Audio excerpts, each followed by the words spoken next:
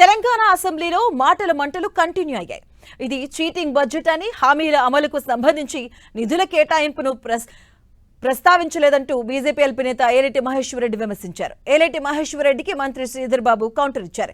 ఇది రాష్ట్ర ప్రజలకు సంబంధించిన బడ్జెట్ అని, వెంటనే ఆ వ్యాఖ్యలను వెనక్కి తీసుకోవాలని శ్రీధర్ బాబు డిమాండ్ చేశారు.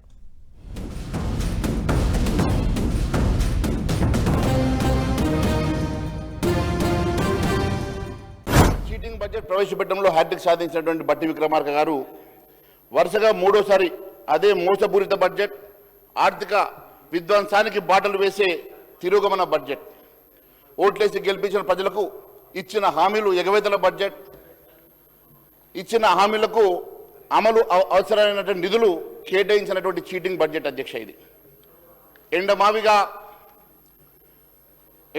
కనబడేటువంటి బడ్జెట్ అధ్యక్ష. నిధులు ఉన్నట్టే కనిపిస్తాయి కానీ విడుదల కావు, ఖర్చు జరగదు. అభిప్రాయాలు ఉండొచ్చు, చెప్పొచ్చు. ఒక బడ్జెట్ అనే డాక్యుమెంట్ చీటింగ్ డాక్యుమెంట్ అంటారు అధ్యక్ష. వాట్ ఈస్ చీటింగ్ బడ్జెట్ అని ఎట్లా అంటారు అధ్యక్ష? He has to take back his word sir. Cheating అని వాట్ ఈస్ దిస్ సార్? మేము ఏదైనా చెప్తే ఇది తప్పు చెప్పిండ్రు అని చెప్పొచ్చు, వారికి అధికారం ఉంది. చీటింగ్ అంటారా అధ్యక్ష? ఇది మొత్తం 4 కోట్ల మందికి సంబంధించిన బడ్జెట్ రూపాయిని చీటింగ్ అంటారా అధ్యక్ష?